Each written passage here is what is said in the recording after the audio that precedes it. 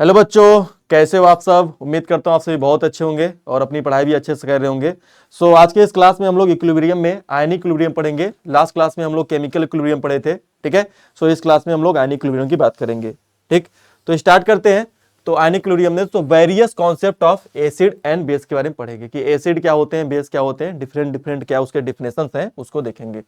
तो पहला है कि एसिड क्या होता है। Acid is the substance those aqueous solutions possess the following characteristics. तो जो क्लासिकल अपना कॉन्सेप्ट है एसिड बेस का, उसमें हम लोग बोलते हैं कि एसिड उसको बोलते हैं जो इलेक्ट्रिसिटी कंडक्ट करे, जो लिटमस पेपर को ब्लू से रेड में कन्वर्ट कर दे, और जो सोर इन टेस्ट होता है, टेस्ट में क्या हो, सोर हो। वहीं पर बेस किसको बोलते हैं क्लासिकल कॉन्सेप्ट में, कि जो बेस होता है वो aqueous solution possess the following condition, जो क्या हो, कंडक्टर्स हो इलेक्ट्रिसिटी का, कंडक्ट जो टर्न्स रेड लिटमस को ब्लू में कन्वर्ट कर दे, और बीटर इन टेस्ट हो, तो उसको हम लोग बेस बोलते हैं। ओके। और आरएनएस का कॉन्सेप्ट क्या होता है। आरएनएस बोलते हैं कि it is defined as the substance that contain hydrogen which when dissolve in the water it give hydrogen H+। तो जो अपने आरएनएस क्या बोलते हैं, आरएनएस बोलते हैं कि एसिड वो होता है जिसको हम लोग वाटर में डिसॉल्व करते हैं तो H+ आयन क्या करता है, प्रोड्यूस करता है, उसको हम लोग क्या बोलते हैं, एसिड बोलते हैं। ओके। और वहीं पर बेस किसको बोलते हैं, it is defined as the substance that contain a hydroxyl group and which when dissolve in the water it gives hydroxide ion. और बेस जो होता है उसको पानी में डिसॉल्व करते हैं तो OH- प्रोड्यूस करता है। तो जैसे ये अपने एसिड के एग्जांपल है, जैसे HCl हो गया, H2SO4 हो गया, इसको आप पानी में डिसॉल्व करोगे तो ये H+ आयन प्रोड्यूस करेगा। वहीं पर जैसे NaOH हो गया, KOH हो गया, मैग्नीशियम हाइड्रोक्साइड हो गया, अमोनियम हाइड्रोक्साइड हो गया, इसको पानी में डिसॉल्व करोगे तो OH- प्रोड्यूस करेगा, ठीक है। अगला कॉन्सेप्ट आता है ब्रोंस्टेड लोअरी का कॉन्सेप्ट होता है। ब्रोंस्टेड लोअरी क्या बोलते हैं, यहां पर ब्रोंस्टेड एसिड क्या होता है, बोलते हैं कि acid is a proton donor. Acid क्या होता है, एसिड उससे बोलते हैं जो प्रोटॉन डोनर होते हैं, जो प्रोटॉन डोनेट करते हैं। जैसे कि अपना HCl हो गया, HCl क्या करता है, H+ डोनेट करता है, H+ क्या करता है, प्रोड्यूस करता है, तो इसको हम लोग क्या बोलते हैं, एसिड बोलते हैं। और वहीं पर बेस किसको बोलते हैं, Bronsted base. Base is the proton acceptor. तो ऐसे सब्सटेंस जो प्रोटॉन एक्सेप्ट करते हैं उसको बेस बोलते हैं। जैसे अमोनिया हो गया NH3, इसको H+ देंगे तो ये H+ लेकर कन्वर्ट हो जाएगा अमोनियम आयन में, NH4+ में। तो यहां पे ये अपना क्या बन जाएगा, अमोनियम आयन क्या बन जाएगा, यहां पर अमोनियम आयन क्या बन जाएगा अपना, ये बन जाएगा, ये अमोनिया बन जाएगा अपना ब्रोंस्टेड बेस, क्योंकि यहाँ पे H+ इसने गेन किया, एक्सेप्ट किया और कन्वर्ट हो गया अमोनियम आयन में। ओके। यहाँ पे कुछ प्रॉपर्टी है एसिड बेस के, उसके बारे में देखते हैं। अगला है कि conjugate acid and base pair क्या होते हैं, इसके बारे में देखते हैं। बोल रहा है कि pair of acid and base that differ by H+ ion is called as the acid base pair, ठीक है, उसको एसिड बेस पेयर बोलते हैं। जैसे कि यहाँ पे HCl एंड Cl- में क्या है, H+ आयन का डिफरेंस है, ठीक है। Formation of conjugate acid and add H+। तो अगर आपको कंजुगेट एसिड बनाना है तो क्या करेंगे, जैसे कि अमोनियम आयन हो गया, ये बेस हो गया, इसमें H+ ऐड कर देंगे तो ये बन जाएगा अपना कंजुगेट एसिड। अमोनियम आयन क्या बन जाएगा यहां पर, ये कंजुगेट एसिड बन जाएगा। वहीं पर अगर आपको बनाना है कंजुगेट बेस तो आप क्या कीजिए, जैसे यहां पर मैं लेता हूं एग्जांपल, जैसे मैं लेता हूं यहां पर अपना एग्जांपल जैसे HCl का, तो HCl से यहां पर आप निकाल दीजिए H+, तो ये बन जाएगा अपना कंजुगेट बेस बन जाएगा। तो जब किसी सब्सटेंस में हम लोग H+ जोड़ते हैं तो बन जाता है कंजुगेट एसिड, और जब हम लोग उसमें से H+ निकालते हैं तो बन जाता है अपना कंजुगेट बेस, ठीक है। और यहां पर उसका एसिड और बेस स्ट्रेंथ कंपेयर किया गया है, ठीक। अगला क्या है, एम्फोटेरिक सब्सटेंस किसको बोलते हैं, which substance act as acid as well as base called as amphoteric substance. जो एसिड और बेस दोनों की तरह बिहेव करते हैं उसको हम लोग क्या बोलते हैं, अपने एम्फोटेरिक सब्सटेंस बोलते हैं, ठीक है। जैसे H2O हो गया, जैसे अपना H2SO, जैसे अपना यहाँ पे HSO4- हो गया, ठीक है, यहाँ पे HCO3- हो गया और अमोनियम आयन हो गया। तो इसका एग्जांपल ले लेते हैं, जैसे अपना H2O हो गया, H2O में अगर मैं H+ ऐड करूं तो ये कन्वर्ट हो जाएगा अपना H3O+ में। ये प्रोटॉन एक्सेप्ट करने के भी टेंडेंसी रखता है। और वहीं पर मैं H2O में से प्रोटॉन निकाल भी सकता हूं। अगर ये H2O में से प्रोटॉन निकालूं तो हाइड्रोक्साइड आयन बन जाएगा और ये H+ आयन बन जाएगा। तो जो H2O है वो H प्लस एक्सेप्ट भी करता है और H प्लस डोनेट भी करता है। तो जो H2O होगा उसको हम लोग बोलेंगे कि अपना एम्फोटेरिक सब्सटेंस है, जो H प्लस एक्सेप्ट भी कर सकता है और H प्लस डोनेट भी कर सकता है। ओके, सो अगला क्या है, लुईस कॉन्सेप्ट क्या होता है? सो लुईस ने क्या बोला था, एसिड किसको बोलते हैं? Acid is the electron pair, ठीक है, इलेक्ट्रॉन पेयर एक्सेप्टर। तो एसिड उसको बोलते हैं जो इलेक्ट्रॉन पेयर एक्सेप्टर होते हैं, जो इलेक्ट्रॉन पेयर क्या कर सकते हैं? एक्सेप्ट करते हैं, उसको क्या बोलते हैं हम लोग? एसिड बोलते हैं, ठीक है। सो और वहीं पे बेस किसको बोलते हैं? जैसे कि यहाँ पे एक एग्जांपल ले लेते हैं, जैसे कि अपना हो गया BF3 हो गया, ठीक है। सो इसमें अगर हम लोग ऐड करते हैं F माइनस, तो ये क्या करेगा? इलेक्ट्रॉन पेयर एक्सेप्ट करके कन्वर्ट हो जाएगा BF4 माइनस में। तो it has tendency to gain lone pair of electron, तो यहाँ पे ये लुईस एसिड कहा जाएगा। और जो इलेक्ट्रॉन पेयर डोनेट करते हैं उसको बोलते हैं हम लोग which have tendency to donate electron, उसको हम लोग बोलते हैं अपना लुईस बेस बोलते हैं, ठीक है। सो लुईस एसिड के यहाँ पे कुछ टाइप्स हैं, 4 टाइप्स के होते हैं। तो पहला टाइप है कि molecules having the central atom in complete octet. तो ऐसे सब्सटेंस जिसके सेंट्रल एटम में क्या होता है? इनकम्प्लीट ऑक्टेट होता है, वो अपने कहे जाते हैं लुईस एसिड। जैसे हो गया BCl3 हो गया, BF3 हो गया, AlCl3 हो गया, ये अपने कुछ एग्जांपल्स हो गए। और वही सिंपल कैटायंस में ये क्या कर सकते हैं? इलेक्ट्रॉन पेयर गेन कर सकते हैं, जैसे Ag+ हो गया, कॉपर +2 आयन हो गया, या Fe+3 आयन हो गया। तो जो कैटायंस होते हैं, सिंपल कैटायंस जो होते हैं, वो भी इलेक्ट्रॉन पेयर एक्सेप्ट कर सकते हैं, तो लुईस एसिड कहे जाएंगे। वहीं पर नेक्स्ट है कि molecules having central atom with empty D orbital. तो ऐसे सब्सटेंस जिसके पास एम्प्टी डी ऑर्बिटल होते हैं वो भी लुईस एसिड की तरह बिहेव करते हैं, जैसे कि SiF4 हो गया, ठीक है। जैसे अपना हो गया यहाँ पे PF5 हो गया, SnCl4 हो गया, ठीक है। ये सब क्या कर सकते हैं? अपने वैकेंट डी ऑर्बिटल में इलेक्ट्रॉन पेयर एक्सेप्ट कर सकते हैं, तो इसलिए अपने लुईस एसिड बोले जाएंगे। वहीं पे molecules containing a polar multiple bond also behave as the Lewis acid. तो यहाँ पे कार्बन ऑक्सीजन के बीच में क्या होता है? डबल बॉन्ड होता है। सो यहाँ पे ट्रिपल बॉन्ड होता है, और कार्बन क्या कर सकता है? इलेक्ट्रॉन पेयर को एक्सेप्ट कर सकता है, क्योंकि यहाँ पर इट है टेंडेंसी पार्शियल पॉजिटिव चार्ज होता है, क्योंकि मोर इलेक्ट्रोनेगेटिव ऑक्सीजन के साथ जुड़ा है। तो ये 4 टाइप के लुईस एसिड होते हैं। ओके, अगला है लुईस बेस। तो लुईस बेस किसको बोलते हैं? Which has tendency to donate electron. So electron donate करने की जिसके पास टेंडेंसी होता है, जो इलेक्ट्रॉन पेयर डोनेट करते हैं, उसको हम लोग लुईस बेस बोलते हैं। तो ये अपने यहाँ पे टाइप्स ऑफ लुईस बेस दिया गया है। तो पहला है टाइप ऑल नेगेटिव आयंस। तो जो भी नेगेटिव आयंस कंटेनिंग होते हैं वो भी लुईस बेस होते हैं, जैसे कि I- हो गया, Cl- हो गया, OH- हो गया, Cl- हो गया। तो ये अपने क्या होते हैं? लुईस बेस होते हैं। ओके, दूसरा है neutral molecules. Like neutral molecules होते हैं like which have the one atom contain loan pair of electron, which have contain lone pair of electron, that is called as the Lewis base। तो ऐसे species जिसके पास क्या होते हैं? Loan pair of electron होते हैं, वो लुईस बेस बोले जाते हैं।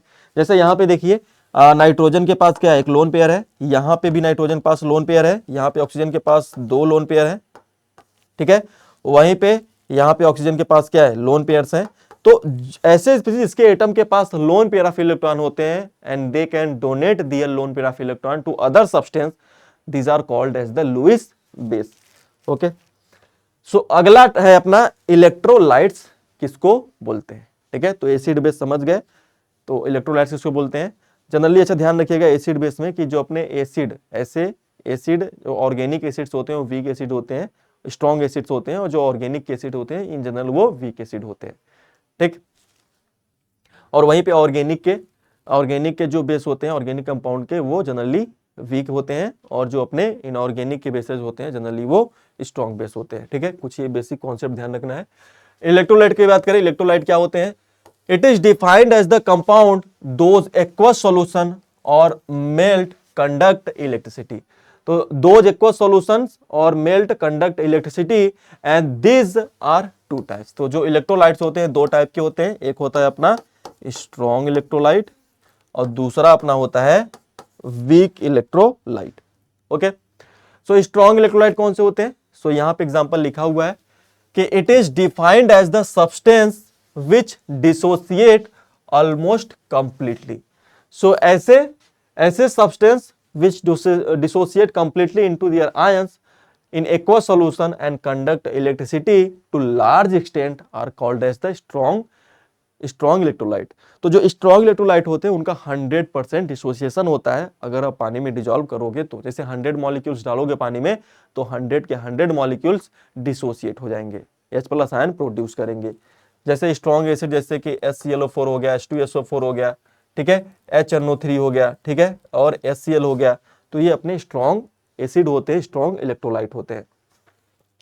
वही स्ट्रॉन्ग बेस में जैसे NaOH हो गया, KOH हो गया, ये अपने क्या होते हैं, स्ट्रॉन्ग बेस होते हैं, जो क्या करते हैं यहाँ पर जो कि स्ट्रॉन्ग इलेक्ट्रोलाइट होते हैं, स्ट्रॉन्ग बेस कैटेगरी में रखे जाते हैं। सॉल्ट में जैसे NaCl हो गया, KCl हो गया, H2SO4 हो गया, ये सब क्या होते हैं अपने स्ट्रॉन्ग, ये सॉल्ट होते हैं, स्ट्रॉन्ग इलेक्ट्रोलाइट में आते हैं। तो ऐसे सॉल्ट जो स्ट्रॉन्ग एसिड स्ट्रॉन्ग बेस से बने होते हैं वो अपने स्ट्रॉन्ग इलेक्ट्रोलाइट होते हैं।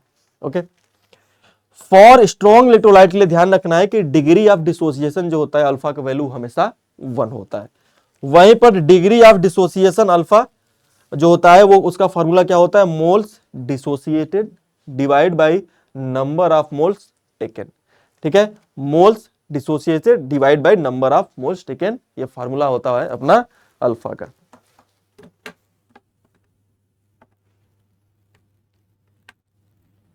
ओके, सो वीक इलेक्ट्रोलाइट किसको बोलते हैं? वीक इलेक्ट्रोलाइट क्या होते हैं? अभी हम लोग पहले स्ट्रॉन्ग की बात करें जिसमें अल्फा का वैल्यू कितना होता है, 1 होता है, और वीक इलेक्ट्रोलाइट में क्या होगा, अल्फा का वैल्यू लेस देन 1 होगा। ठीक है, so it is defined as substance which dissociate partially into ions. जो पार्शियली क्या होते हैं, आयंस में डिसोसिएट होते हैं, उसको हम लोग क्या बोलते हैं, वो हमारे क्या होते हैं, वीक इलेक्ट्रोलाइट होते हैं। पानी में डालोगे 100 मॉलिक्यूल, डिसोसिएट होंगे केवल 50 मॉलिक्यूल, बोलेंगे कि ये हमारा वीक इलेक्ट्रोलाइट है। ठीक है, aqueous solution and conduct electricity to small extent, क्योंकि कम number of less number of ion present होंगे तो लेस कंडक्टिविटी होगा आयंस का। ठीक है, सो वीक एसिड जो होते हैं जैसे अपना एसिटिक एसिड हो गया, H2CO3 हो गया, ये वीक एसिड जो होते हैं ये स्ट्रॉन्ग वीक इलेक्ट्रोलाइट में आते हैं। वही वीक बेस के एग्जांपल जैसे अमोनियम हाइड्रोक्साइड हो गया, अमोनिया हो गया, एनिलीन हो गया, ये जो कंपाउंड होते हैं अपने वीक बेसेस होते हैं। ठीक है, तो ये अपने वीक इलेक्ट्रोलाइट में आ जाएंगे। वही वीक सॉल्ट में जैसे AgCl हो गया, AgBr हो गया, PbBr हो गया, ये जो अपने सॉल्ट होते हैं ये अपने क्या होते हैं, वीक सॉल्ट होते हैं, वीक इलेक्ट्रोलाइट होते हैं। तो जो वीक इलेक्ट्रोलाइट होते हैं इनके लिए अल्फा का वैल्यू क्या होता है, लेस देन 1 होता है। जैसे कि यहां पर देखिए अपना एसिटिक एसिड है, H2O के साथ रिएक्शन किया, बनाया एसीटेट आयन, और यहां पर प्रोड्यूस किया अपना हाइड्रोनियम आयन। ठीक है, H3O+। तो यहां पे जो डिसोसिएशन होगा 100 मॉलिक्यूल्स, अगर यहां पे मैं 100 मॉलिक्यूल्स लेता हूं एसीटेट आयन का, तो 100 के 100 आयोनाइज नहीं होंगे, 100 लेंगे, हो सकता है 70, 80 या तो 50।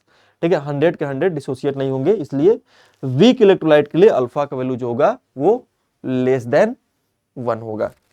ओके, सो ये बात ध्यान रखना है आपको। आगे बढ़ते हैं, अगला यहां पे बात कर रहा है डिफरेंस बिटवीन डिसोसिएशन आयोनाइजेशन क्या होता है। तो what is the difference between the dissociation and ionization? दोनों टर्म सुनने में तो सेम लगता है लेकिन दोनों का डिफिनेशन थोड़ा सा अलग है। जो डिसोसिएशन टर्म यूज होता है ये यूज होता है आयनिक कंपाउंड्स के लिए। तो आयनिक कंपाउंड जो होते हैं उनका जो डिसोसिएशन हो उसमें जो टर्म यूज होता है डिसोसिएशन यूज होता है आयनिक कंपाउंड्स में।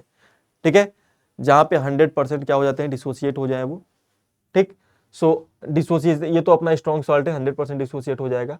और जहां पर क्या होता है, आयनिक बॉन्ड प्रेजेंट होता है, केटायन एनायन में क्या होगा, आयनिक बॉन्ड प्रेजेंट होगा। ठीक है, तो वहां पे हम लोग डिसोसिएशन टर्म यूज करेंगे। ओके,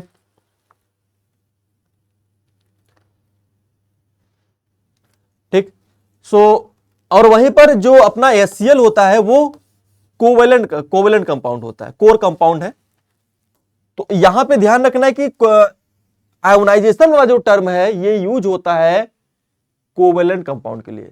ऐसे कंपाउंड जो कोवेलेंट होते हैं और जो डिसोसिएट होते हैं वहां पे टर्म आयोनाइजेशन वाला यूज होता है। ठीक है, तो ये HCl जो है अपना कोवेलेंट कंपाउंड होता है, polar covalent compound. Polar covalent compound में हम लोग अपना आयोनाइजेशन टर्म यूज करते हैं for polar covalent compound. Polar covalent compound में हम लोग आयोनाइजेशन का टर्म यूज करते हैं, और वहीं पर NaCl जो होता है अपना, जो NaCl होता है अपना, वो क्या होता है, NaCl में हम लोग डिसोसिएशन टर्म यूज करते हैं क्योंकि NaCl एक आयनिक कंपाउंड होता है, और यहाँ पर ये अपना कोवेलेंट, पोलर कोवेलेंट कंपाउंड होता है जिसमें कोवेलेंट बॉन्ड प्रेजेंट होता है। ठीक है, तो ये डिफरेंस होता है डिसोसिएशन में और आयोनाइजेशन में। ओके, अब बात करते हैं ionization of weak electrolyte Ostwald dilution law. ठीक है, तो हम लोग उन्हीं टॉपिक्स का डिस्कशन कर रहे हैं जो क्लास के लिए, एग्जाम के लिए इंपॉर्टेंट है, जिसमें एग्जाम में क्वेश्चन आने के प्रोबेबिलिटी है और आए भी हुए हैं। ठीक है, उसी के बेसिस पे हम लोग बात कर रहे हैं। तो अगला है अपना ओस्टवाल्ड डाइल्यूशन लॉ। तो ओस्टवाल्ड डाइल्यूशन लॉ क्या बोलता है कि when acetic acid A weak electrolyte, जो एसिटिक एसिड होता है वो क्या होता है, एक वीक इलेक्ट्रोलाइट होता है। ठीक है, so weak electrolyte is dissolve in water, it partially dissociate into ions, H+ ions and OH- ion and CH3, यहाँ पे acetate ion, and following equilibrium is obtain. तो यहाँ पे हम लोग क्या किए, एसिटिक एसिड को वाटर में डिसॉल्व किए तो एसीटेट आयन बना और हाइड्रोनियम आयन, H+ आयन जो रहेगा H2O के साथ कंबाइन होकर हाइड्रोनियम आयन का फॉर्मेशन कर लेगा। ठीक, सो यहाँ पे इनके बीच में इक्विलिब्रियम स्टेब्लिश हो जाएगा। ओके, सो हम लोग यहाँ पर apply the law of chemical equilibrium अगर कॉन्सेप्ट अप्लाई करें तो K इक्वल टू क्या हो जाएगा, Ka, या यहाँ पे हम लोग बोलेंगे equilibrium constant K equal to क्या हो जाएगा, concentration of acetate ion into में concentration of H3O+ ion hydronium ion divide by concentration of CH3 COOH and concentration of H2O। ठीक है, तो इक्विलिब्रियम कांस्टेंट लिख लेंगे हम लोग इस रिएक्शन के लिए। अब यहां पे H2O का मल्टीप्लिकेशन कर दीजिए, किसमें, इक्विलिब्रियम कांस्टेंट में H2O का मल्टीप्लिकेशन कर दीजिए, तो ये अपना आ जाएगा concentration of acetate ion into में concentration of H3O+ ion divide by concentration of acetic acid. तो ध्यान रखिएगा, तो इक्विलिब्रियम कांस्टेंट और कॉन्सेंट्रेशन ऑफ वाटर का जो प्रोडक्ट होता है, मल्टीप्लिकेशन होता है, इसको हम लोग क्या बोलते हैं, dissociation constant of acid, Ka। इसको हम लोग टर्म दे देते हैं dissociation constant of acid, Ka। ठीक है, सो इसको हम लोग डिसोसिएशन कांस्टेंट बोल देंगे। तो Ka क्या आ जाएगा अपना, K इक्वल टू क्या हो जाएगा, concentration of acetate ion into में concentration of hydronium ion divide by acetic acid. तो ये अपना Ka निकल के आ जाएगा। ओके, तो ये अपना आ जाएगा। सो इसी के बेसिस पे आगे क्या लिखा है कि C represent the initial concentration, if the C represent initial concentration of acid in mole per liter and alpha is the degree of dissociation, so the equilibrium concentration of the ion acetate ion H3O+ ion is equal to C alpha हो जाएगा, and that of the undissociated acetic acid क्या हो जाएगा, C- alpha हो जाएगा। तो अगर initial में इसका कॉन्सेंट्रेशन कितना है, C है, तो ये इनिशियल में 0 होगा। वहीं पे आफ्टर टाइम t इक्विलिब्रियम पे, जब इक्विलिब्रियम अचीव हो जाएगा तो इसमें से अल्फा निकल जाएगा, C- alpha हो जाएगा, तो जितना निकलेगा उतना ये बन जाएगा C alpha और ये बन जाएगा C alpha। सो यहां पे अभी हम लोग K का फॉर्मूला देखें क्या होता है, constant acetic acid divide by constant hydronium ion divide by acetic acid concentration. तो वैल्यू रख देते हैं। सो यहां पे इसका कॉन्सेंट्रेशन कितना है इक्विलिब्रियम पे, Ca है, इसका भी कॉन्सेंट्रेशन कितना है, Ca। तो यहां पर Ca इंटू में Ca divide by C minus C alpha हो जाएगा, यहां पर C माइनस C अल्फा हो जाएगा। ठीक है, यहां पे C माइनस C अल्फा होगा। ठीक, सो अब यहां से हम लोग ये कॉमन ले लेंगे, ये क्या हो जाएगा, C अल्फा स्क्वायर हो जाएगा, यहां से C कॉमन ले लेंगे तो C से C कट जाएगा, अपना आ जाएगा C alpha square divide by 1 minus alpha. ठीक, सो ध्यान रखिएगा कि for very dilute solution, for very dilute solution, अगर बहुत डाइल्यूट सोल्यूशन रहेगा, वेरी डाइल्यूट सोल्यूशन, या ऐसे बोल दीजिए वेरी वीक एसिड, बहुत ही वीक एसिड रहेगा, तो उसके केस में अल्फा का वैल्यू क्या होगा, less than, very less than 1 होगा। सो यहां पे जो अपना अल्फा 1 माइनस अल्फा का जो वैल्यू होगा वो लगभग में 1 के बराबर हो जाएगा, इसको ध्यान रखिएगा। सो अगर ये 1 माइनस अल्फा का वैल्यू 1 हो जाएगा तो Ka इक्वल टू में क्या आ जाएगा अपना, यहां पे आ जाएगा C अल्फा स्क्वायर। सो यहां से अल्फा क्या आ जाएगा, K, यहां पे अल्फा स्क्वायर कितना आ जाएगा, K डिवाइड बाय C, तो अल्फा निकल कितना आ जाएगा, अंडर रूट में K डिवाइड बाई C। तो ये अपना अल्फा आ जाएगा डिग्री ऑफ डिसोसिएशन के ए डिवाइड बाई सी। सी क्या है कॉन्सेंट्रेशन और के क्या है डिसोसिएशन कांस्टेंट ऑफ एसिड। ठीक है, तो आयोनाइजेशन ऑफ वीक इलेक्ट्रोलाइट में अगला है कि फॉर 1 मोल ऑफ इलेक्ट्रोलाइट, अगर अपना 1 मोल इलेक्ट्रोलाइट रहेगा तो कॉन्सेंट्रेशन क्या बन जाएगा 1/V बन जाएगा। ठीक है, तो कॉन्सेंट्रेशन की जगह पे हम लोग 1/V रख सकते हैं, यहां पर इसको आगे कैलकुलेट कर सकते हैं। ठीक है, सो क्या लिखा हुआ है कि for a weak electrolyte the degree of ionization is inversely proportional to square root of the molar concentration. यहां पे वही चीज जो हम लोग अभी निकाले हैं कि जो अपना बोल रहा है कि वीक इलेक्ट्रोलाइट के लिए जो डिग्री ऑफ आयोनाइजेशन होता है वो इनवर्सली प्रोपोर्शनल होता है to the square root of molar concentration और directly proportional to the square root of volume containing 1 mole of the solute. क्योंकि अगर यहाँ पे 1/V रखेंगे तो V ऊपर चला जाएगा, तो डायरेक्टली प्रोपोर्शनल हो जाएगा वॉल्यूम के स्क्वायर रूट के। ठीक है, आप 1 mole of electrolyte, this is called as the Ostwald dilution law. बहुत इंपॉर्टेंट है, एग्जाम में क्वेश्चन आए हुए हैं। ठीक है, सो इसका लिमिटेशन क्या है ओस्टोवाल डाइल्यूशन लॉ का कि it is applicable only for a weak electrolyte in case of strong electrolyte जो अल्फा हो जाता है वो 1 हो जाता है एंड ऐसे केस में के क्या हो जाएगा इन्फिनिटी टेंड कर जाएगा। ठीक है, तो काफी वीक इलेक्ट्रोलाइट के लिए ही एप्लीकेबल होगा, ये ध्यान रखिएगा। ठीक, सो डिसोसिएशन ऑफ, यहां पे डिसोसिएशन कांस्टेंट, यहां पे लिखेंगे dissociation constant of base. Dissociation constant of base की बात करते हैं जिसको हम लोग केबी बोल देंगे यहां पर, KB. So dissociation constant is a weak dissociation constant of weak base in water can be represented as follow. तो यहां पे अपना क्या है, ये एक वीक बेस है, इसका डिसोसिएशन कांस्टेंट लिख सकते, इसका इसमें से हम लोग क्या करेंगे H+ ऐड करेंगे तो अमोनियम आयन में कन्वर्ट हो जाएगा और ये OH- में कन्वर्ट हो जाएगा। तो इसका Kb हम लोग लिख सकते हैं इस तरीके से। ठीक है, सो Kb क्या हो जाएगा concentration of ammonium ion into में concentration of OH- ion divide by concentration of ammonium hydroxide ion. So C represent the initial concentration of the ammonium ion base and alpha represent the degree of hydrogen. Then हम लोग इस reaction में ऐसे लिख सकते हैं कि initial concentration अगर C है तो इसका 0 रहेगा और एट इक्विलिब्रियम पे इसका कॉन्सेंट्रेशन क्या हो जाएगा C- C अल्फा हो जाएगा, तो इसका C अल्फा बनेगा और इसका भी C अल्फा बनेगा। ठीक है, सो यहाँ पे उसी तरीके जैसा हम लोग पीछे किए थे एसिड में, सो यहाँ से डिसोसिएशन और आयोनाइजेशन कांस्टेंट Kb आप बेस निकल के आ जाएगा। Kb इक्वल टू में क्या हो जाएगा C इंटू में, यहाँ पे क्या हो जाएगा C इंटू में C अल्फा, तो यहाँ पे C- C अल्फा हो जाएगा, तो C स्क्वायर इंटू में alpha square divide by C1 - alpha हो जाएगा, तो C से C कट जाएगा, आ जाएगा C alpha square divide by 1 - alpha. ठीक है, सो यहां से ये अपना वैल्यू निकल के आ जाएगा।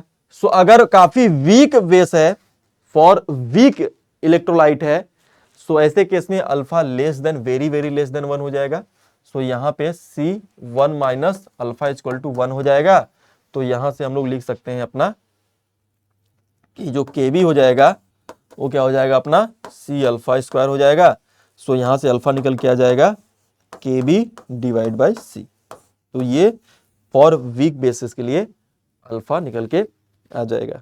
ओके, सो अगला है polyprotic acid and polyprotic base. Polyprotic acid किसको बोलते हैं, ऐसे एसिड जिसमें 2 या 2 से ज्यादा H+ प्रेजेंट होते हैं, H+ प्रोड्यूस करते हैं, उसको हम लोग पॉली एसिड प्रोटिक एसिड बोलते हैं और पॉलीप्रोटिक बेस बोलते हैं। ठीक है, सो जैसे एक सम एसिड जैसे H2SO4 हो गया, H2CO3 हो गया, ये एक से ज्यादा H+ प्रोड्यूस करते हैं, कार्बोनिक एसिड इसको बोलते हैं।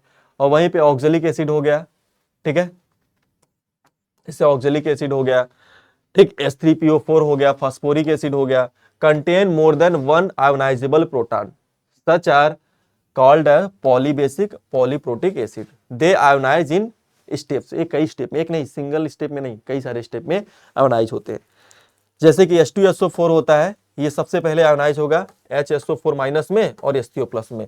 तो पहले जब पहला प्रोटॉन निकलेगा तो इसके लिए Ka1 लिखेंगे, तो Ka1 ये निकल के आ जाएगा। और वहीं पे जब इसमें से फिर से एक प्रोटॉन निकालेंगे तो ये सल्फेट आयन में कन्वर्ट हो जाएगा और इसके लिए Ka2 आ जाएगा। ये यहाँ पे लिख देंगे इसका कॉन्सेंट्रेशन, प्रोडक्ट का concentration divide by reactant concentration.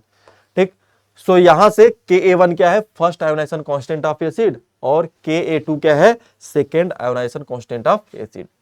So overall यहाँ पे इक्विलिब्रियम को हम लोग रिएक्शन को लिख सकते हैं जोड़ के, ये लिख देंगे और इसको तो ये ओवरऑल क्या हो गया, दोनों रिएक्शन को जोड़ने के बाद ये रिएक्शन आ जाएगा अपना। ओके, सो यहाँ पे इसका जो इक्विलिब्रियम कांस्टेंट होगा, डिसोसिएशन कांस्टेंट होगा, उसको हम लोग Ka बोलेंगे। तो इसका लिख देंगे concentration of product divide by concentration of reactant, और इसको हम लोग रीअरेंज करेंगे, इन सारे वैल्यू को रखेंगे, तो यहां से Ka इक्वल टू में क्या आ जाएगा, Ka1 इंटू में Ka2। ठीक है, ये ध्यान रखना है, K इक्वल टू में क्या आ जाएगा, ये ओवरऑल डिसोसिएशन कांस्टेंट हो जाएगा, इक्वल टू में Ka1 क्या हो जाएगा, फर्स्ट डिसोसिएशन कांस्टेंट इंटू में सेकेंड डिसोसिएशन कांस्टेंट Ka2 हो जाएगा। ठीक है, तो ये पॉलीप्रोटिक एसिड के लिए हो जाएगा। उसी तरीके से सेम अगर अपना ट्राई बेसिक एसिड है, जैसे कि फास्फोरिक एसिड हो गया, H3PO4 हो गया, तो इसमें से 3 H+ निकलेंगे। तो इसके केस में Ka कितना आ जाएगा, Ka1 इंटू में Ka2 इंटू में Ka3 हो जाएगा। वहीं पर Ka जो होगा ग्रेटर देन होगा Ka2 से और ग्रेटर देन होगा Ka3 से। So this is because it is more difficult to remove positively charge proton from a negative ions due to the electrostatic force of attraction. Greater the charge on the negative ions, more difficult is become to the remove a proton. तो जैसे जैसे आप proton निकालते जाओगे, further उसका dissociation होना और भी मुश्किल हो जाएगा। इससे पहला प्रोटॉन निकालोगे तो एक नेगेटिव चार्ज, फिर दूसरा निकालने जाओगे तो और भी ज्यादा मुश्किल होगा, फिर तीसरा निकालने जाएगा तो और भी ज्यादा मुश्किल होगा प्रोटॉन को निकालना। तो डिसोसिएशन जो होगा वो घटता जाएगा। तो पहले वाले का सबसे ज्यादा डिसोसिएशन होगा, उसके बाद दूसरे का, सबसे कम होगा तीसरे वाले का। ठीक है, उसी प्रकार से इसमें बोल सकते हैं हम लोग जो Ka1 का वैल्यू होगा वो Ka2 से क्या होगा, ज्यादा होगा। ओके, तो इसको ध्यान रखिएगा। ठीक है, सो स्ट्रेंथ ऑफ एसिड Ha1 और यहाँ पे स्ट्रेंथ ऑफ एसिड Ha2 का जो रेशियो होगा, दोनों को डिवाइड करके निकाल सकते हैं, Ka1 डिवाइड में Ka2 हो जाएगा। तो कंपैरिजन करें अगर acid strength of base on the basis of value of analysis constant of the base of base, तो यहाँ पे बेस के लिए, एसिड के लिए इस तरीके से आ जाएगा, ये फर्स्ट बेस, ये सेकंड बेस के लिए Ka1 और Ka2 हो जाएगा। ठीक है, तो अब बात करते हैं आयनिक प्रोडक्ट ऑफ वाटर, जो कि काफी इंपॉर्टेंट है, जिससे क्वेश्चन आया हुआ है। ठीक, तो आयनिक प्रोडक्ट किसको बोलते हैं, डिसोसिएशन कांस्टेंट ऑफ वाटर के and ionization constant of water Kw, pure water is weak electrolyte, so it is ionized a very small extent। ठीक है, क्योंकि वाटर जो होता है वीक इलेक्ट्रोलाइट की तरह काम करता है। सो वाटर का जब फर्स्ट डिसोसिएशन करेंगे तो एक H+ मिलेगा और OH-। वहीं पर फिर हम लोग यहाँ पे 2 वाटर मॉलिक्यूल लेंगे, तो यहाँ पे हाइड्रोनियम, अपना हाइड्रोनियम आयन बनेगा और OH- आयन प्रोड्यूस हो जाएगा। ठीक है, सो यहाँ पे हम लोग इसको इस तरीके से लिख सकते हैं, ये नहीं रहेगा, इसको हम लोग यहाँ पे बोल रहा है कि this ionization of water is called as the self ionization of water. Water ही वाटर में आयोनाइज हो रहा है। ठीक है, so applying law of chemical equilibrium, यहाँ पे law of chemical equilibrium apply करें तो K इक्वल टू में क्या आ जाएगा, अगर हम लोग इसका इक्विलिब्रियम कांस्टेंट लिखे इस रिएक्शन के लिए तो क्या हो जाएगा, कॉन्सेंट्रेशन ऑफ H+ इसके लिए और कॉन्सेंट्रेशन ऑफ OH-। ठीक है, ये दोनों सेम ही है, ध्यान रखिएगा, डिवाइड बाय क्या हो जाएगा, concentration of H2O liquid. Okay, so water का मल्टीप्लीकेशन कर दीजिए इक्विलिब्रियम कांस्टेंट में, तो कॉन्सेंट K इंटू में concentration of H2 equal to में क्या हो जाएगा, कॉन्सेंट्रेशन ऑफ H+ इंटू में कॉन्सेंट्रेशन ऑफ OH-। ठीक है, तो equilibrium constant and concentration of water का जो मल्टीप्लीकेशन होता है, जो प्रोडक्ट होता है, उसी को हम लोग बोलते हैं आयनिक प्रोडक्ट ऑफ वाटर। तो इसको हम लिखेंगे Kw इक्वल टू में क्या आ जाएगा, कॉन्सेंट्रेशन ऑफ H+ इंटू में कॉन्सेंट्रेशन ऑफ OH-। तो ये अपना Kw निकल के आ जाएगा। तो इंपॉर्टेंट फार्मूला है, इसको ध्यान रखिएगा। ओके, सो अगला बोल रहा है कि ionic product of water may be defined as the, अभी जैसा हम लोग फार्मूला निकाले, defined as the product of the molar concentration of H+ and OH-। तो यहाँ पे देखिए molar concentration of H+ and OH- के मल्टीप्लीकेशन के बराबर होता है Kw। Okay, so 25 degree Celsius पे Kw कितना होता है, इतना होता है। ठीक है, 10⁻⁻14, H+ का मल्टीप्लीकेशन Kw बराबर होगा 10⁻20 के, और ये 10⁻7 के बराबर आ जाएगा। ठीक है, सो यहाँ पे H+ का आ जाएगा। ठीक है, और ये OH- का निकालना चाहे तो निकाल के आ जाएगा 10⁻7। ठीक, सो pH क्या होता है, to determine the acidity and basicity of the acid and base according to the pH scale. Acidity और बेसिसिटी के पता करने के लिए pH को यूज करते हैं। pH का जो डेफिनेशन होता है, potential of hydrogen ion concentration, ठीक है, कि कितना ज्यादा सॉल्यूशन में H प्लस आयन प्रेजेंट है उसको पता करने के लिए पीएच कॉन्सेप्ट हम लोग यूज करते हैं। So concentration of H plus equal to क्या होता है, माइनस यहाँ पे होता है, यहाँ पे क्या होता है 10 के पावर माइनस पीएच, और वहीं पीएच के इक्वल टू क्या होता है minus log of concentration of H plus. Similarly pH equal to में क्या होता है minus log of concentration of, उस तरीके से पी के निकाल सकते हैं, माइनस लॉग के हो जाएगा, पी के भी निकाल सकते हैं सिमिलरली सबके लिए, ठीक है। इस तरीके से ये फार्मूले याद रखिएगा। अब रिलेशनशिप बिटवीन पीएच और पीओएच के में क्या होता है इसको निकालते हैं। तो के डब्ल्यू इक्वल टू क्या होता है concentration of H plus into में कॉन्सेंट्रेशन ऑफ OH माइनस, दोनों साइड लॉग ले लीजिए, तो यहाँ पे लॉग लेने के बाद ये हो जाएगा। सो के डब्ल्यू क्या होता है अपना 10 पावर माइनस 14 होता है, तो यहाँ पे वैल्यू रख दीजिए, इसको सॉल्व करेंगे तो ये अपना फाइनल निकल के आ जाएगा। इसको यहाँ पे सॉल्व करेंगे तो पीएच प्लस में पीएच इक्वल टू में 14 होता है, ठीक है, इसको ध्यान रखिएगा रिलेशन को। सो उसी चीज को हम लोग आगे सॉल्व किए हैं, तो पी के डब्ल्यू क्या आ जाएगा पीएच प्लस में पीओएच आ जाएगा। तो ये दोनों रिलेशन एग्जाम के लिए ध्यान रखना है, ठीक। तो ये हम लोग जो बात करें रूम टेम्परेचर पे कर रहे हैं, ठीक है। तो एट रूम टेम्परेचर पी के डब्ल्यू 14 होता है, वहीं पे रूम टेम्परेचर पे पीएच प्लस में पीएच का वैल्यू 14 के इक्वल होता है, ओके। सो अब हम लोग के और केबी के बीच में क्या रिलेशन होता है, एसिड और बेस, डिसोसिएशन कांस्टेंट एसिड और बेस के बीच में क्या रिलेशन होता है उसको निकालते हैं। So for weak acid HF and इस कंजुगेट बेस यहाँ पे बना लिए हैं, ये अपना वीक एसिड हो गया, इसका कंजुगेट यहाँ पे बेस बना लिए F माइनस, तो इसके लिए K लिख दिए concentration of product divide by concentration of reactant. उसी प्रकार से H प्लस F माइनस जो रहेगा H2 के साथ रिएक्शन करेगा तो ये आ जाएगा KB, यहाँ पे बेस की तरह बिहेव करेगा तो KB निकाल लेंगे concentration of product concentration of reactant, तो ये इक्वेशन 1 और ये इक्वेशन 2 हो जाएगा। तो यहाँ पे K और KB का जो मल्टीप्लीकेशन होगा दोनों को मल्टीप्लाई कर देंगे, तो KA जो होगा KB के मल्टीप्लाई करने के बाद ये आ जाएगा concentration of H plus into में concentration of OH minus, that is equal to the concentration of K W of ionic product of water के बराबर हो जाएगा, ठीक है। सो उसी चीज को यहाँ पे डिराइव किया गया है, इन दोनों को मल्टीप्लाई कर देंगे, ये के डब्ल्यू बराबर हो जाएगा, दोनों तरफ लॉग ले लेंगे, ठीक, माइनस लॉग, तो ये अपना आ जाएगा। उसके बाद यहाँ पे रूम टेम्परेचर पे इसके बराबर होता है, सो यहाँ पे इसको सॉल्व करेंगे ये आ जाएगा, ठीक है। और ये अपना क्या है, ये फिनॉल है, तो फिनॉल जो डिसोसिएट होता है इस तरीके से, इनिशियल कॉन्सेंट्रेशन C है, आफ्टर टाइम T 0 हो जाएगा, इनिशियल पे 0 रहेगा, आफ्टर टाइम कितना हो जाएगा C माइनस सी अल्फा है, तो ये C अल्फा बनेगा और ये भी C अल्फा बनेगा। तो इसका अगर हम लोग KA निकालें तो क्या हो जाएगा, ये दोनों मल्टीप्लाई हो जाएगा, जैसे अभी पीछे किए थे, C अल्फा इंटू में C alpha divide by C minus alpha, तो C alpha square divide by 1 minus alpha, ये फार्मूला ध्यान रखना है किसका होता है, KA का आता है, ठीक। So concentration of H plus equal to में अभी हम लोग बात करें यहाँ पे इसके बराबर हो जाएगा, ठीक है, यहाँ से। सो पीएच इक्वल टू में क्या लिख सकते हैं minus log of H plus, तो ये फार्मूला एक आप ध्यान रखिएगा एग्जाम के लिए, और ये तो आपको पता ही होगा बेसिक फार्मूला है। सो पीएच जो होता है अल्फा के एन, यहाँ पे अगर गिवन हो सो equilibrium constant, pH not given, direct दिया नहीं रहेगा आपको, यहाँ पे जैसे कॉन्सेंट्रेशन दिया रहेगा HCl का और H प्लस में OH माइनस टूटेगा, तो यहाँ से H प्लस का कॉन्सेंट्रेशन कितना हो गया 0.1, तो 10 पावर माइनस 1 हो जाएगा, तो पीएच इस तरीके से कैलकुलेट कर लेंगे, ठीक है। अब बात करते हैं कॉमन आयन इफेक्ट क्या होता है, काफी इंपॉर्टेंट कॉन्सेप्ट है, इसका आपको पता होना चाहिए।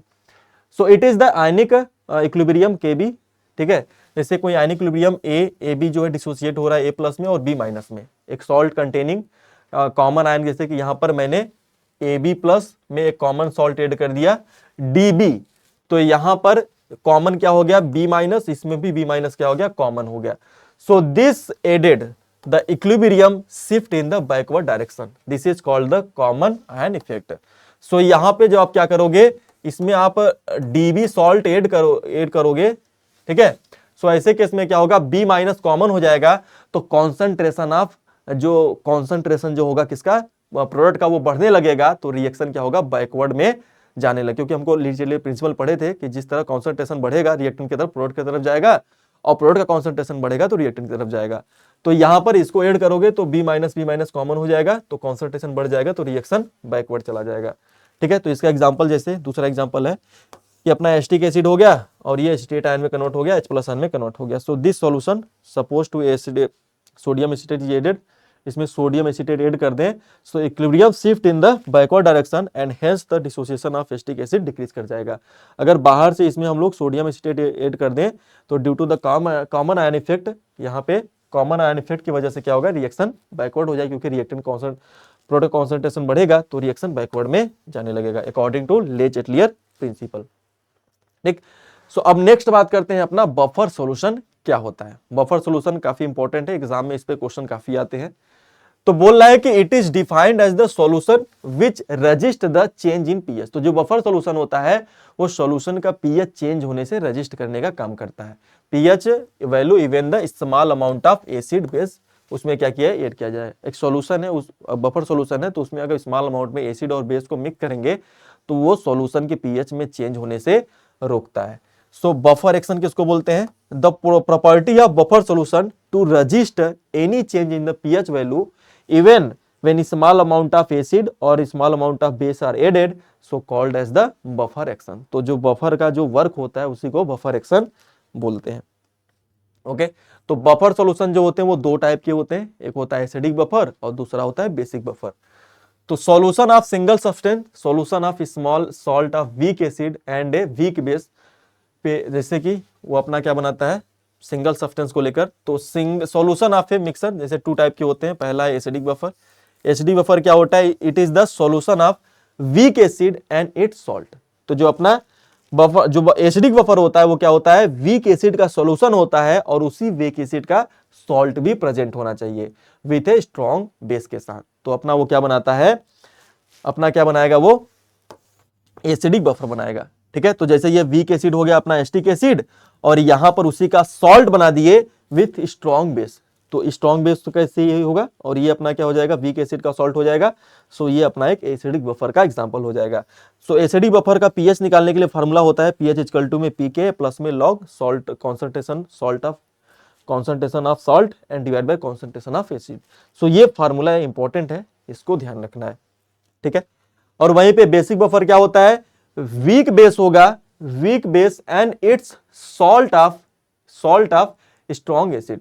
ठीक है, तो जो अपना वीक बेस होगा and salt of its base with strong acid के साथ, तो अपना बनाएगा वीक बेसिक बफर।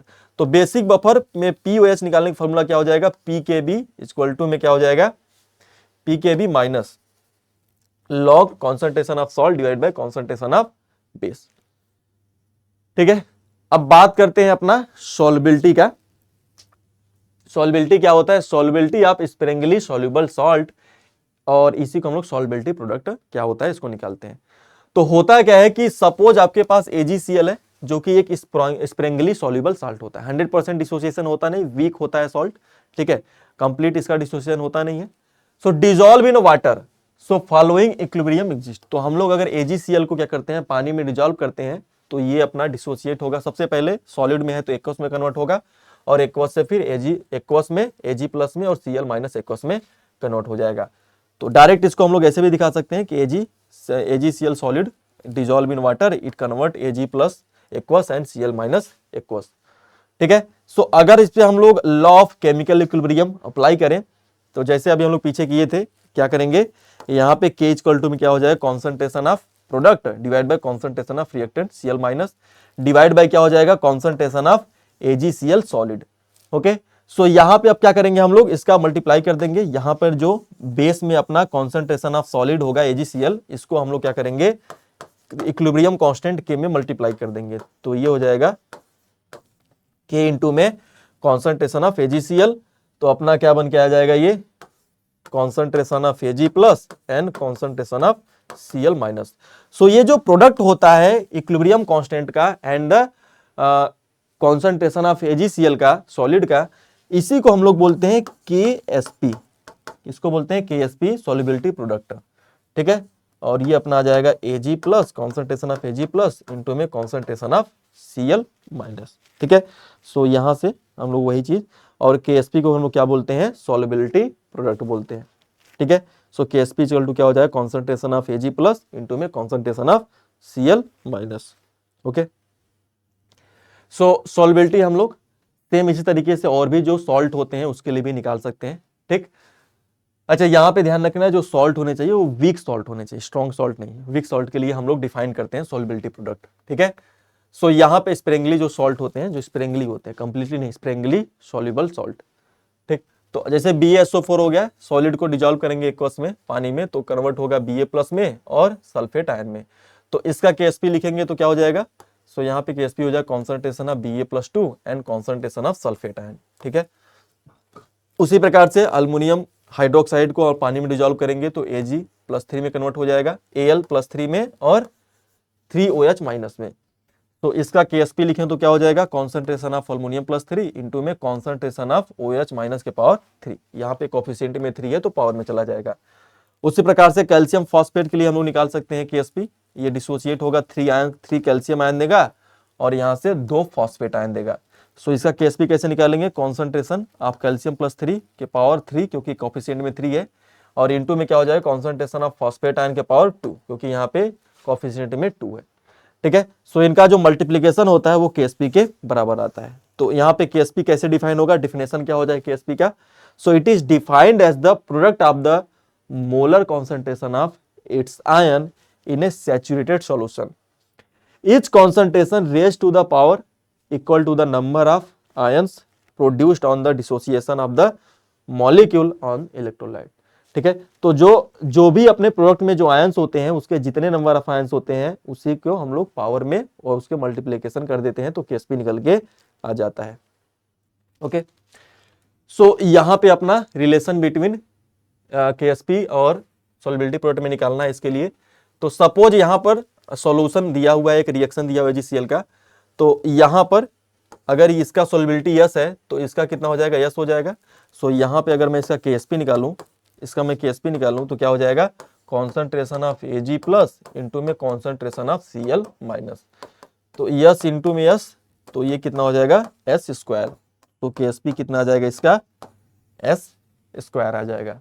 ओके, उसी प्रकार इसके लिए भी हम लोग निकाल सकते हैं। तो अगर इसका कितना होगा 2s होगा क्योंकि इसके 2 आयंस प्रेजेंट है तो इसकी सॉल्युबिलिटी कितना होगा 2s होगा, तो इसका कितना हो जाएगा, यस हो जाएगा। तो KSP कैसे निकालेंगे, KSP इक्वल टू में कॉन्सेंट्रेशन ऑफ Ag+ के पावर 2 इंटू में कॉन्सेंट्रेशन ऑफ CrO4 के पावर -2 के पावर 1 क्योंकि यहाँ पे कोफिशिएंट 1 है। सो ये 2s के पावर 2 हो जाएगा इंटू में यस, तो ये कितना आ जाएगा 4s² इंटू में यस, तो ये कितना आ जाएगा अपना 4s³। So KSP equal to कितना आ जाएगा 4s³। अगर यहां से हमको निकालना है सॉल्युबिलिटी प्रोडक्ट तो वो भी निकाल सकते हैं। S इक्वल टू कितना हो जाएगा 4s, S equal to KSP divide by 4√। ठीक है, तो यहां से सॉल्युबिलिटी प्रोडक्ट सॉल्युबिलिटी भी हम लोग निकाल सकते हैं।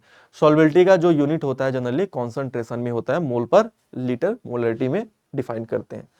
ठीक है, सो अगर कोई अपना सॉल्ट इस तरीके से लिखा हो, यहाँ पे AX का मतलब क्या है कि X नंबर ऑफ A है और BY में Y number of B ions है। ठीक है, तो अगर इसका KSP लिखना हो तो X के पावर X कर दीजिए, Y के पावर Y कर दीजिए और इसका S के पावर X प्लस इस X और Y को जोड़ दीजिए तो अपना क्या आ जाएगा, KSP का वैल्यू आ जाए किसी भी सॉल्ट के लिए। इस तरीके से कैलकुलेट कर लेंगे। ओके, सो अगर सॉल्युबिलिटी प्रोडक्ट आपको KSP पता है तो यहां से आप क्या कर सकते हो, आयनिक प्रोडक्ट निकालेंगे। आयनिक प्रोडक्ट निकाल लीजिए, केटायन और एनायन का जो भी कॉन्सेंट्रेशन दिया है क्वेश्चन में उसको मल्टीप्लाई करेंगे तो आयनिक प्रोडक्ट निकल के आ जाएगा। सो अगर आपका आयनिक प्रोडक्ट KSP से ज्यादा आ रहा है तो वहां पर प्रिसिपिटेशन का फॉर्मेशन होगा। वहीं पर अगर KSP का वैल्यू आयनिक प्रोडक्ट से ज्यादा है तो सॉल्ट डिसोसिएट होगा। ठीक है, कोई प्रिसिपिटेशन का फॉर्मेशन नहीं होगा। वहीं पर अगर IP आयनिक प्रोडक्ट और KSP का वैल्यू इक्वल हो जाए तो इसका मतलब वो इक्विलिब्रियम स्टेज में प्रेजेंट है। ठीक है, सो ये क्वेश्चन है 2025 में आया था, इसको ट्राई कीजिए आप।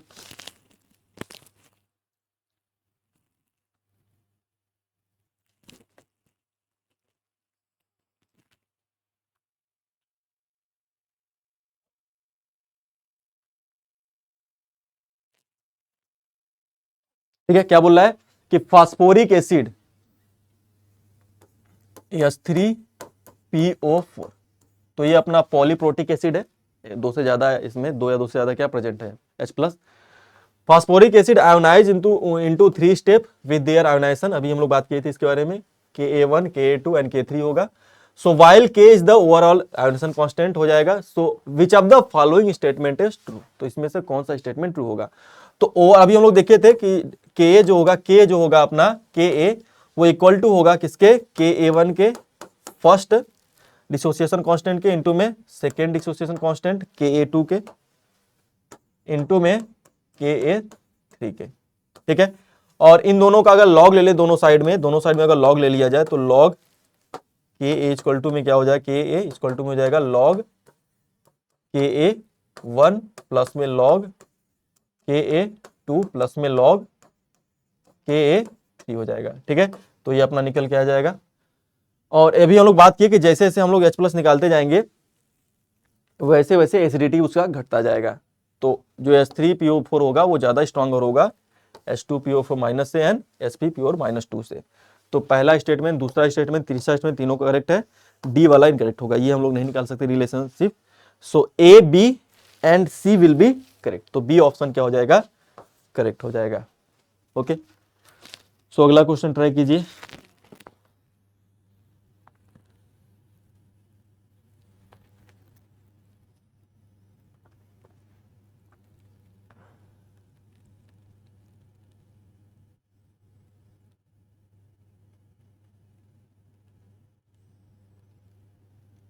ठीक है, यहाँ पे क्या बोला है कि the ratio of the solubility of AgCl in 0.1 molar KCl solution and solubility of AgCl in water दिया हुआ है, ठीक है। सो पहले निकालते हैं सॉल्युबिलिटी इन 0.1 मोलर KCl में कितना होगा, ठीक है। तो फर्स्ट के लिए निकालते हैं। सो यहाँ पे जो AgCl होगा डिसोसिएट होगा Ag प्लस में और Cl माइनस में। अब यहाँ पर देखिए कॉमन आयन इफेक्ट लगेगा क्योंकि यहाँ पे Cl माइनस कॉमन हो जाएगा। सो अगर इसका सॉल्युबिलिटी यस है तो इसका कितना हो जाएगा, यस प्लस 0.1 है due to the common ion effect, इसका भी जुड़ जाएगा।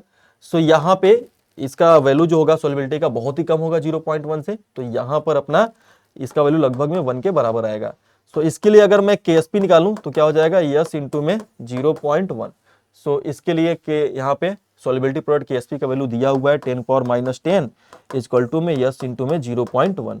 सो ये अपना कितना आ जाएगा, देखिए यहाँ पर ये 10 पावर कितना है, 10 है। सो ये अपना आ जाएगा 10 पावर कितना आ जाएगा, यस का वैल्यू 10 पावर कितना आ जाएगा, ये 10 पावर -9 आ जाएगा, ठीक। सो इसी तरीके से अगला हम लोग निकालते हैं इन वाटर में solubility of AgCl in water. ये AgCl कन्वर्ट होगा Ag प्लस में और Cl माइनस में। तो अगर इसका यस होगा तो इसका भी यस होगा, तो यहां से जो KSP आएगा अपना वो हो जाएगा यस स्क्वायर। तो यस स्क्वायर इक्वल टू क्या हो जाएगा यहाँ पर, अंडर रूट में KSP। तो अंडर रूट 10 पावर -10 कितना आ जाएगा, 10 के पावर -5 आ जाएगा, ठीक है। सो यहाँ पे पहले वाले का दूसरे वाले रेशियो लेते हैं तो रेशियो कितना आ जाएगा, पहले वाले का दूसरे के साथ रेशियो लें तो कितना आ जाएगा, ये है अपना 10 के पावर -9 और ये है 10 पावर -5। तो रेशियो लेंगे कितना आएगा, 10 पावर -4 डिवाइड बाई 1, ठीक है। तो ये वैल्यू कितना आ जाएगा, 10 पावर -4। ये ऑप्शन क्या हो जाएगा, करेक्ट हो जाएगा।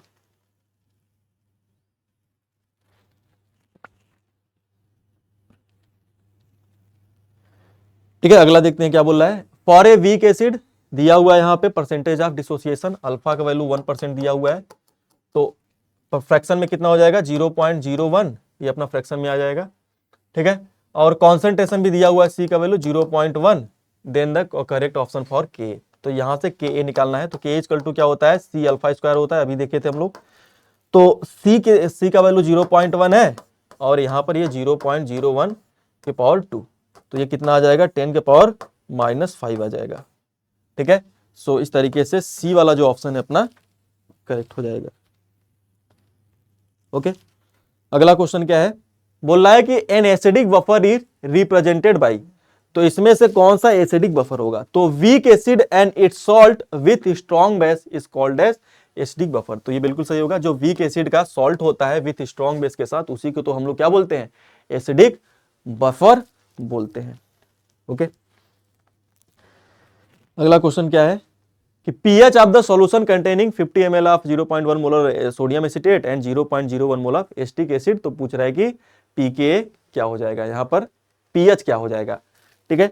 सो अभी हम लोग pH का फॉर्मूला पढ़े हैं फॉर एसिडिक बफर के लिए, क्या होता है, pKa प्लस में log concentration of salt divide by concentration of acid, ठीक। सो पी के एक वैल्यू कितना दिया हुआ है, 4.57 प्लस में लॉग कॉन्सेंट्रेशन ऑफ एसिड कितना दिया हुआ है, solution current 0.9 molar of sodium acetate 0.1 है, डिवाइड बाय एसिड कितना है 0.01 है। इसको सॉल्व करेंगे 4.57 प्लस में कितना हो जाएगा लॉग 10 पावर कितना हो जाएगा, ये अपना 1 आ जाएगा।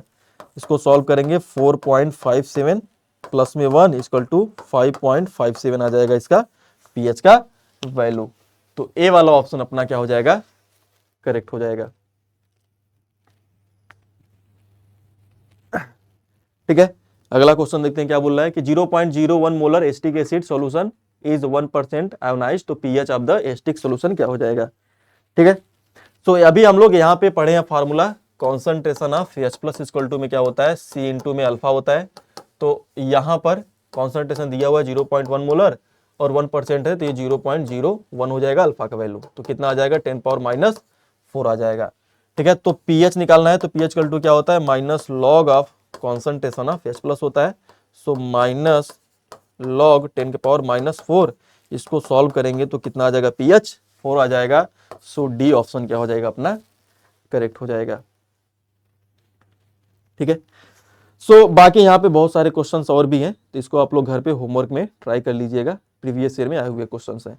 ठीक है, so thank you so much. यहाँ पे अपना इक्विलिब्रियम खत्म होता है, अगले क्लास में हम लोग अपना रेडॉक्स रिएक्शन देखेंगे। तो थोड़ी देर बाद ही मिलते हैं, तब तक के लिए बाय बाय, टेक केयर।